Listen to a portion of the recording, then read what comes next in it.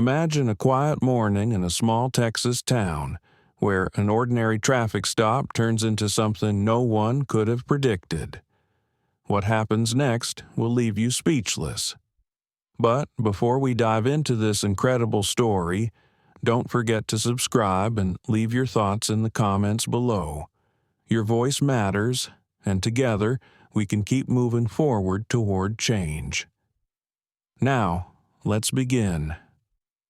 It was just another day for Judge Clara Monroe, or so she thought. She slipped on her simple gray blazer over a navy blouse, grabbed her coffee from a corner shop, and headed toward the courthouse in Ridgewood, Texas. Clara liked blending in when she wasn't behind the bench. No flashy car, no driver, no security detail trailing her like some of the other judges insisted on. Just her trusty Toyota Camry humming along the streets. But halfway down Elm Street, she noticed a police cruiser lurking 2 cars behind her. At first, it didn't seem unusual. She signaled carefully, checked her mirrors, but then came the flashing lights. Clara slowed down and pulled over by a gas station, placing her hands firmly at 10 and 2 on the steering wheel. Through the mirror, she saw Officer Travis Hensley approaching. Young, white, with a thick build, already looking angry. The door swung open before she could roll down the window. "You in a rush or something?" he barked. Clara kept her voice steady. "Good morning, officer. May I ask why I'm being pulled over?" His response was sharp. "License and registration," he snapped, ignoring her question entirely. She reached slowly into her purse, narrating every move to avoid alarming him further. "I'm reaching into my purse, officer." But his irritation only grew. "Don't move so slow. You think you're funny?" he said, leaning closer. His breath smelled like stale coffee and impatience. Clara swallowed hard, but stayed calm. "I'm cooperating, sir. Here's my—" Before she could finish, Hensley yanked the door open. "Get out of the car," he barked. Clara unbuckled her seatbelt and stepped out with deliberate movements. And then, without warning, it happened. A sharp, humiliating slap across her cheek that echoed louder than the traffic around them. Gasps erupted from bystanders nearby. Clara's head whipped to the side, her blazer slipping off one shoulder. For a moment, time froze. Hensley stood there, chest heaving, looking more satisfied than shocked. Clara straightened herself, blinking back tears. "You just assaulted a sitting judge," she said quietly. Her words weren't a threat. They were a statement, plain and undeniable. Hensley scoffed. "Yeah, right." That's when Clara reached into the inner pocket of her blazer and pulled out a gold badge glinting under the sun. The seal of the state Supreme Court. The color drained from Hensley's face instantly. Clara didn't say a word. She didn't need to. Around her, the energy shifted. Phones were raised, shaky fingers fumbling to record. Angry murmurs grew louder. Someone called 911. Another shouted, "You messed up!" Hensley twitched nervously near his holster, glancing at the growing crowd. For a sickening second, Clara wondered if he might try to arrest her anyway. But the weight of the situation pressed down on him. He fumbled for his radio. "Requesting immediate backup," he barked. "Possible disturbance at the Shell station, corner of Elm and Cypress." He didn't mention that he was the cause of it. Clara crossed her arms loosely, keeping her badge visible. Her cheek throbbed painfully now, but her voice remained even. "You know who I am," she said. "You know what comes next." Hensley shook his head slightly, muttering, "Didn't know. You don't look like a judge." The words hung heavy in the air. A woman holding a toddler stepped closer. "What exactly is a judge supposed to look like, huh?" she called out sharply. The tension escalated as patrol cars screeched onto the scene. 2 officers hopped out, one Latino man, one white woman, hands hovering near their hips. Clara spoke first, clear and commanding. "Officer Travis Hensley assaulted me during a traffic stop. You're now witnesses to that fact. My name is Judge Clara Monroe, Supreme Court of Texas." The male officer blinked twice, processing the words. His partner visibly stiffened, glancing at Hensley like he was radioactive. "You serious?" she asked, narrowing her eyes. Clara simply held up her badge higher, letting the sun catch it. More sirens wailed in the distance.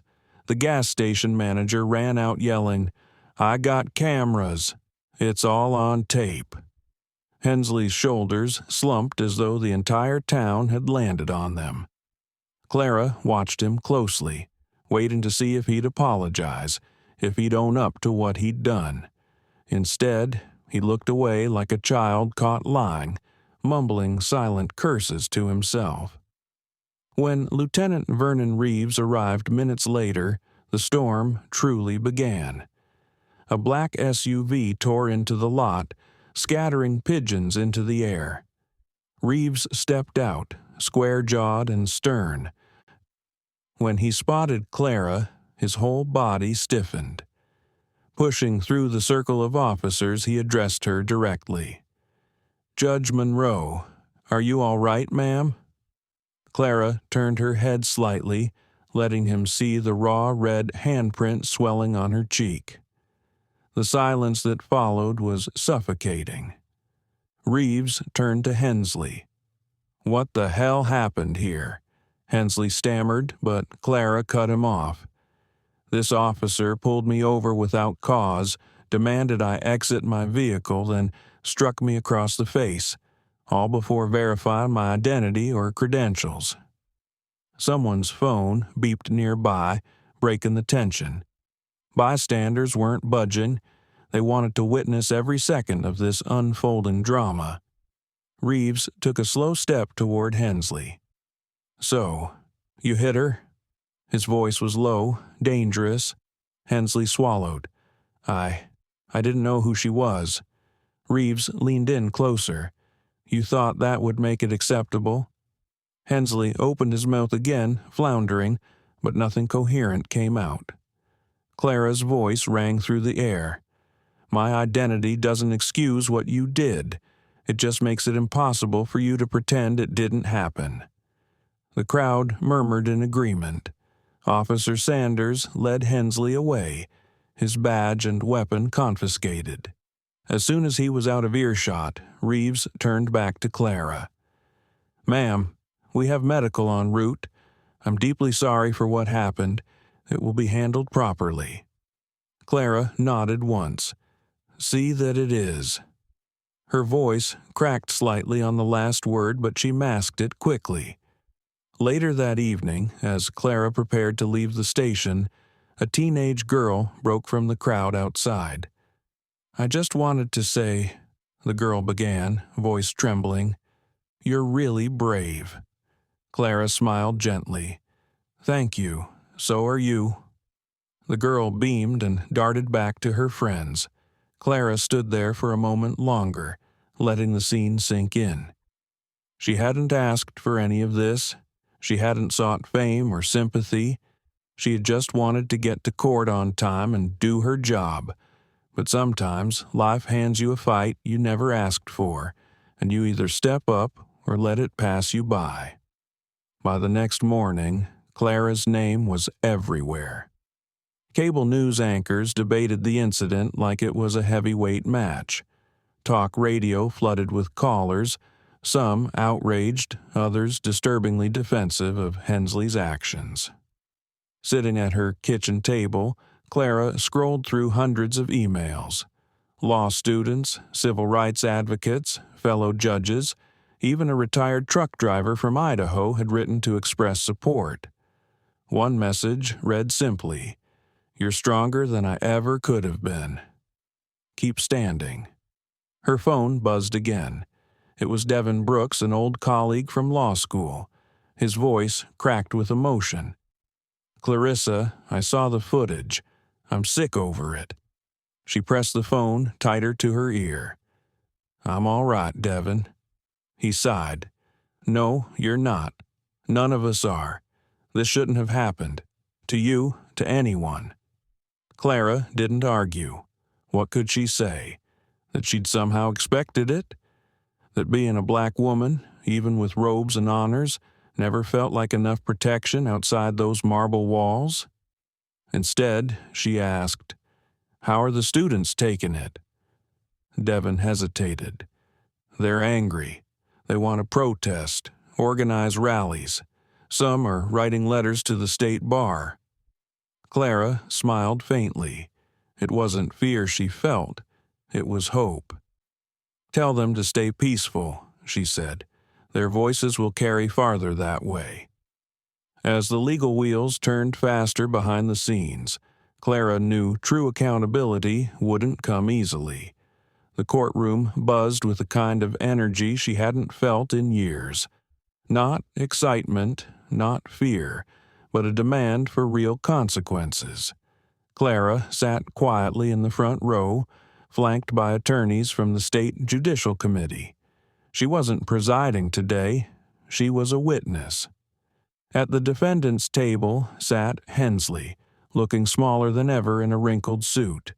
His lawyer whispered frantically in his ear. The judge, Ruth Dillard, called the session to order. Prosecutors laid out the facts plainly. Video after video showed the same thing. Hensley pulling Clara from her car, slapping her, refusing to verify her identity, escalating a simple stop into violence. When Clara took the stand, the courtroom held its breath. She described the events plainly, without embellishment. "I was treated as less than human because of an assumption made the moment he saw me," she said, her voice steady. "The badge in my jacket shouldn't be the reason anyone regrets mistreating me. My existence should have been enough."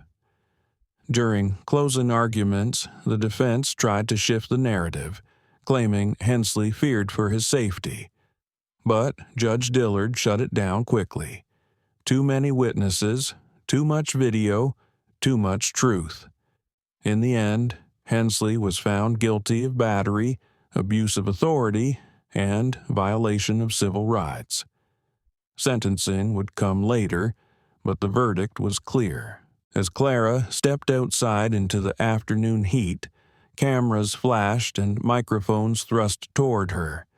For a moment, she thought about ducking into the waiting car, but then she thought about the teenage girl with the candle, the mechanic with oil-stained hands, the thousands of strangers who had written letters and posted signs. She stepped up to the microphones. "My name is Judge Clara Monroe," she began, "and what happened to me happens to too many people who don't have a title or a badge to protect them.